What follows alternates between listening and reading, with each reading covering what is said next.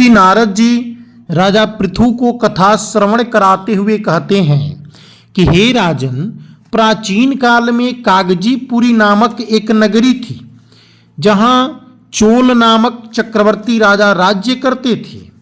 उसी राजा के नाम पर उस नगरी की नाम चोल देश थी।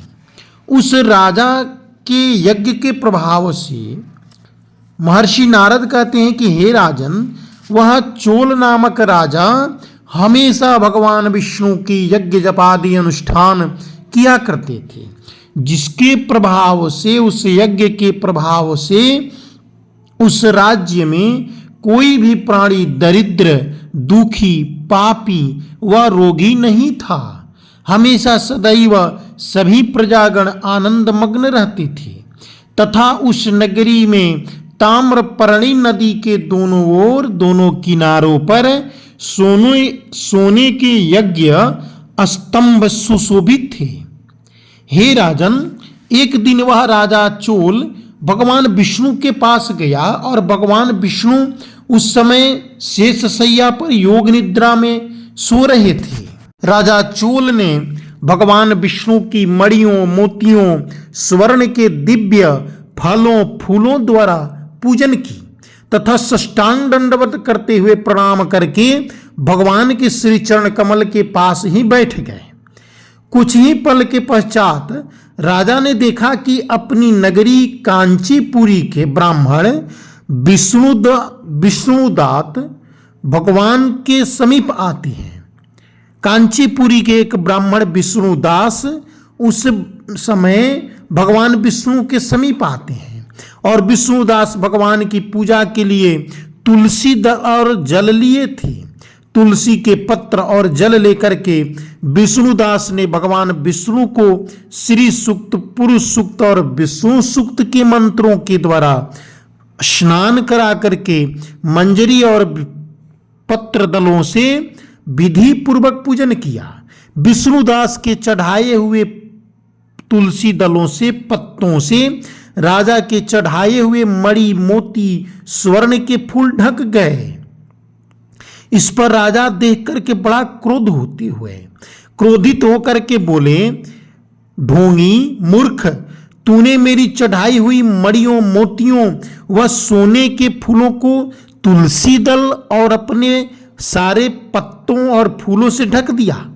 तू बहुत भला करना क्या जानते हो, क्योंकि तूने मेरे किए विचित्र श्रृंगार को बिगाड़ दिया है। महर्षि नारद जी कहते हैं कि हे राजन, राजा चोल के इस प्रकार से क्रोधित भाषण को सुन करके, इस प्रकार की बातों को सुन करके विष्णुदास को भी क्रोध आ गया और वह राजा के गौरव को तुच्छ समझ करके विष्णुदास कहने लगे, हे राजन, तुम भक्ति करना नहीं जानते, तुमको अपने धन का घमंड है। बताओ, आज से पहले तुमने भगवान के कितने व्रत किए हैं? तुम अपने धन पर घमंडित होकर के भगवान विष्णु की पूजा करने आ रहे हो। इस प्रकार दोनों आपस में व्यंग और क्रोधित भाषण करने लगे, बातें करने लगे। कुछ ही क्षण में राजा चोल और क्रोधित होकर के ब्राह्मण विष्णुदास को अनाप शनाप कहने लगे, तूने कितनी बार भगवान की यज्ञ किया है, कितने लोगों को दान दिया है, तुम भगवान की प्रसन्नता के लिए कुछ नहीं किए हो, ना कोई मंदिर बनवाए हो, भला तुम भक्ति कैसे करना जानते हो, तुम कर ही क्या रहे हो, तुम अपने पर बहुत गर्वान्वित हो रहे हो। अनेक प्रकार की भले बुरे बातें कहते हुए चोल क्रोधित होकर के कहते हैं कि आज यहाँ पर बैठे जितने ब्राह्मण और ऋषि लोग हैं, इस बात को ध्यान देंगे कि मैं देखता हूँ कि भगवान विष्णु तुमको दर्शन देते हैं और क्या मुझे दर्शन देते हैं। नारद जी कहते हैं कि चोल राजा ने कहा कि देखते हैं कि तुम भगवान की दर्शन करते हो या मुझे भगवान की दर्शन होती है। और इस प्रकार से बात कर राजा अपने महल में चले गए और अपने पुरोहित मुदगल ऋषि को आचार्य बना करके विष्णु यज्ञ आरंभ किया। उसने उस यज्ञ में अनेक ऋषि महर्षियों को निमंत्रण दिया, उनको बहुत से अन्न, धन, दक्षिणा भी दिए। उधर विष्णुदास नारद जी कहते हैं कि हे राजन, उधर विष्णुदास भी अपने मंदिर में रह करके भगवान की प्रसन्नता के लिए, भगवान विष्णु को प्रसन्न करने के लिए विष्णुदास व्रत करने लगा।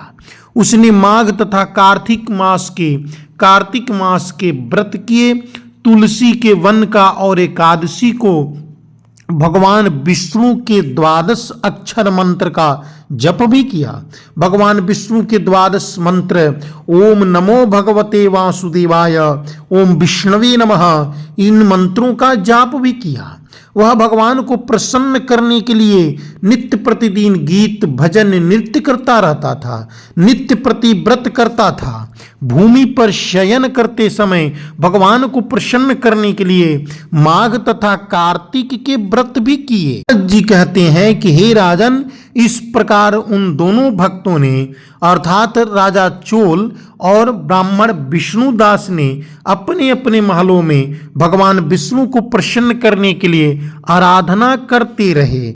नारद जी कहते हैं कि हे राजन, इन दोनों के आराधना करते बहुत दिन बीत जाने के पश्चात एक दिन विष्णुदास अपने महल में एक दिन भोजन बना करके तैयार करके रख करके भगवान विष्णु के भक्ति में तल्लीन हो गए, ध्यानमग्न हो गए। तब तक उनका भोजन कोई चुरा कर लेकर चला गया, लेकिन सायंकाल की आराधना हो सके, उसमें कोई विलंब न हो, व्रत भंग न हो, इसलिए विष्णुदास ने उस दिन दोबारा ना भोजन तैयार किया और न भोजन किया। श्री नारद जी कहते हैं कि हे राजन, इस तरह लगातार 7 दिनों तक कोई दूसरा विष्णुदास का बनाया हुआ भोजन चुरा लेकर चला जाता था और विष्णुदास बिना भोजन किए भगवान की भजन कीर्तन करते रहते थे और भोजन तैयार नहीं करते थे, क्योंकि भोजन तैयार करने लगेंगे तो भगवान की भोग लगाने में या भगवान की भजन में, संध्या आरती में विलंब हो जाएगी। इस प्रकार जब 7 रोज बीत गए तो नारद जी कहते हैं कि वह विष्णुदास बड़ा हैरान होकर सोचने लगा कि यह तो बड़ी विचित्र घटना है, न जाने मेरा कौन भोजन रोज चुरा कर लेकर चला जाता है। फिर इस देव स्थान को छोड़ना भी नहीं चाहिए। अगर मैं भोजन बनाकर खा लेता हूं तो देर हो जाएगी और पूजन भी छूट जाएगी, अतः मुझे भोजन बनाकर तुरंत खाना उचित नहीं है। बिना भगवान को भोग लगाने वैष्णव को भोजन नहीं करना चाहिए। अगर 7 दिन बीत गए तो एक दिन और बीत गए, उससे क्या लेना, चलो आज भी बीत जाए, यह सोच करके उस दिन भोजन बनाए और भोजन बना करके स्वयं भोजन की रक्षा करने लगा और देखने लगा कि आज मेरा भोजन कौन चुरा रहा है। छुप करके देख ही रहे थे, तब तक विष्णुदास ने देखा कि एक चंडाल आया जिसके शरीर में न मांस थे, वह बहुत दुर्बल था, सिर्फ उसकी चमड़ी दिखाई देती थी। वह चंडाल भोजन चुरा कर लेकर चल दिया तो विष्णुदास ने उसे पुकारा। नारद जी कहते हैं कि हे राजन, विष्णुदास उस चुराने वाले चंडाल भोजन को लेकर के जो जा रहा था, उस भोजन को चुराने वाले चंडाल को आवाज देते हैं कि अरे भाई, तुम रूखा भोजन कहां लेकर जा रहे हो, जरा घी तो भी ले लो, जाओ घी लगा करके भोजन कर लेना। ऐसा कह करके वह श्रेष्ठ ब्राह्मण चंडाल की तरफ आगे बढ़े। चंडाल देखा कि विष्णुदास मेरे तरफ आ रहे हैं तो वह भागने लगा। नारद जी कहते हैं कि दुर्बलता के कारण वह भाग नहीं पाया और कुछ ही दूर जाकर के वह गिर गया। इधर गिरे हुए ब्राह्मण के तरफ, चंडाल के तरफ वह विष्णुदास ब्राह्मण जब गया तो लपक करके उसको उठाना चाहा, परंतु वह मूर्छित हो गया था। विष्णुदास तुरंत अपने कपड़े निकाल करके अपने शरीर के कपड़े से उसके ऊपर हवा करने लगे, उसको वस्त्र से हवा करने लगे। इसके बाद नारद जी ने कहा कि हे राजन, जो ही हवा कर रहे थे उस चंडाल को मूर्छित से चेतनावस्था में लाने की प्रयास कर रहे थे, तब तक वह विष्णुदास देखे कि उसके शरीर के सम्मुख शंख चक्र गदा पद्म पीतांबरधारी चतुर्भुजी रूप अलसी के फूल के समान कांति वाले, छाती में कौस्तुभ मणि माला धारण करने वाले सुशोभित साक्षात श्री भगवान नारायण खड़े हो गए हैं। भगवान का दर्शन करके सात्विक भाव से मुक्त वह श्रेष्ठ विष्णुदास नामक ब्राह्मण उनकी स्तुति तथा प्रणाम कुछ न कर सका। वह कांपने लगा और वहीं पर सब इंद्र आदि देवता भी उपस्थित हो गए।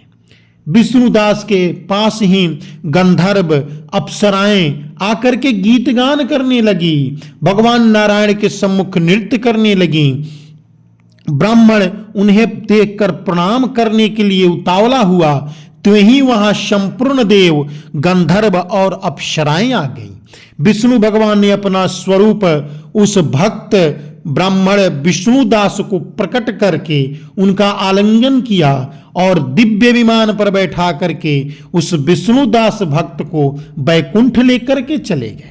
नारद जी कहते हैं कि हे राजन, हमारे भगवान नारायण हमेशा भक्त के बस में रहने वाले हैं, भक्त के बस में निवास करते हैं। भगत के वश में है भगवान। सदा हमारे नारायण भक्ति को पहचान करते हैं, न कि देवता हमारे नारायण भक्त के धन को देखते हैं। भक्त के अंदर जो हृदय में भाव होती है, हमारे भगवान भाव के ही भूखे होते हैं। हमारे नारायण ने हे राजन उस भक्त ब्राह्मण विष्णुदास को दिव्य विमान पर बैठा करके अपने विष्णु लोक लेकर चल दिए। तब तक राजा जो इधर यज्ञ कर रहे थे, चोल राजा, उन्होंने देखा कि अरे विष्णुदास को तो भगवान नारायण बैठा कर ले जा रहे हैं। वह अपने आचार्य मुदगल से कहा, मैंने जो भी यज्ञ जपादि किए सब व्यर्थ हो गए, दान दक्षिणा दिया सब व्यर्थ हो गया, क्योंकि विष्णुदास को भगवान विष्णु ने दर्शन दे दिया, अपने साथ बैठा करके लेकर जा रहे हैं। तब उस राजा चोल को चेतना हुई कि भक्ति ही सर्वोपरि है, इसलिए मैं आज से भगवान की इतना भक्ति करूंगा, उनकी भाव भंजन करूंगा जिससे मेरे को दर्शन हो जाए। और उसी दिन से राजा ने अपने भांजे को राजगद्दी पर बैठा करके, नारद जी कहते हैं कि चोल राजा को कोई संतान नहीं थी, इसलिए उन्होंने अपने भांजे को राजगद्दी पर बैठा करके और स्वयं भगवान विष्णु का भक्ति करने लगा। बहुत काल तक जब भक्ति उसे नहीं मिली तो एक दिन वह अग्नि कुंड में कूद पड़ा। अग्नि में प्रकट होकर के विष्णु भगवान ने राजा को गोद में उठा लिया। जिस प्रकार से हे राजन प्रहलाद को होलिका से बचा करके और भगवान ने रक्षा किया, स्वयं ठीक उसी प्रकार से आज चोल राजा को भगवान नारायण ने उस अग्नि कुंड से अपने गोद में उठा करके अपने उसके भक्ति से प्रसन्न होकर के उसको आलिंगन करके चोल राजा को भी हमारे नारायण दिव्य विमान पर बैठा करके अपने बैकुंठ लेकर चले गए।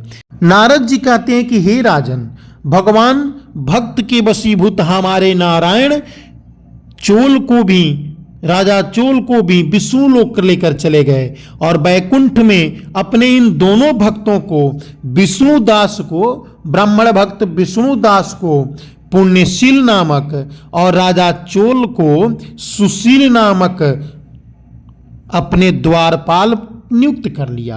अर्थात इन दोनों भक्तों को अपने द्वारपाल नियुक्त कर लिया और उसी दिन से ये दोनों भक्त पुण्यशील और सुशील हमारे नारायण प्रभु के द्वारपाल नियुक्त हुए। बोलिए परमानंद भगवान की जय।